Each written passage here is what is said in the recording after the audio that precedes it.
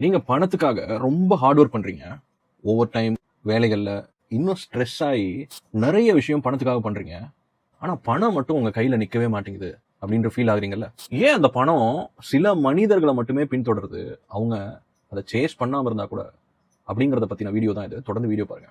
இதுக்கு நீங்க பணத்தை பத்தி தெளிவா புரிஞ்சுக்கணும். பணம் உங்க எஃபர்ட்டுக்கு அடி பண்ணியாது, ஃபாலோ பண்ணாது. பணம் எதை சார்ந்ததுன்னா உங்களுக்குள்ள இருக்க பிலீஃப் சிஸ்டத்தை சார்ந்தது. அதை தான் ஃபாலோ பண்ணும். நான் ஒரு கதை சொல்றேன், அது மூலியமா உங்களுக்கு இன்னும் ஸ்ட்ராங்கா புரியும். ஒரு ஆட்டோ டிரைவர் இருந்தார். டெய்லி அவர் மனதுல இதை சொல்லிட்டே இருக்காரு, உள்ளுக்குள்ள சொல்லிட்டே இருக்காரு, பணம் எனக்கு நிக்கவே நிக்காது, எவ்வளவு வந்தாலும் அப்படியே போயிட்டே இருக்கும். ஸோ அப்ப என்ன பண்ணுதுன்னா, இன்கம் வருது, ஆனா எண்ட் ஆஃப் த மந்த்ல கையில பணமே நிக்கல, ஜீரோ. ஸோ அப்போ ஒரு நாள் பார்த்துட்டே இருக்காரு, அவருக்குள்ள அவர் கொடுத்த சென்டென்ஸை சேஞ்ச் பண்றாரு. பணம் வருது, அந்த வர பணத்தை ப்ராப்பரா மேனேஜ் பண்றேன் அப்படின்னு சொல்லிட்டு அவர் பிலீஃப் சிஸ்டத்துக்குள்ள ஸ்ட்ராங்கா ஃபீல் பண்றாரு. இப்போ சேம் இன்கம் தான், சேம் ஜாப் தான், ஆனா இப்போ மணி சேவ் ஆக ஆரம்பிக்குது. புரிஞ்சுதா? சைக்காலஜி சொல்றது எக்ஸ்பெக்டேஷன் பிஹேவியரை டிரைவ் பண்ணும். அப்போ நீங்க புவர் எக்ஸ்பெக்டேஷன் பணம் சார்ந்த விஷயத்தை வச்சிருந்தீங்கன்னா அது கேர்லெஸ்ஸான ஸ்பெண்டிங் தான் கொடுக்கும். எவ்வளவு பணம் வந்தாலுமே ஸ்பெண்டிங்ல நீங்க செலவு பண்ணிட்டே இருப்பீங்க. அப்போ ரிச் எக்ஸ்பெக்டேஷன் உங்களுக்குள்ள இருந்ததுன்னா கான்சியஸா சாய்ஸஸ் இருக்கும்.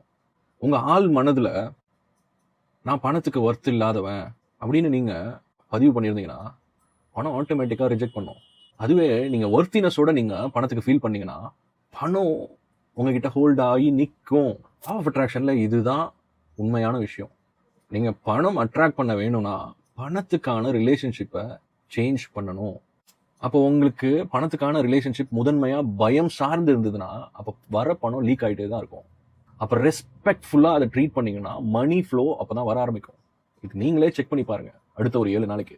என் திரும்ப சொல்றேன், உங்களுக்கு பணம் வரவு ப்ராப்ளமே இல்லை.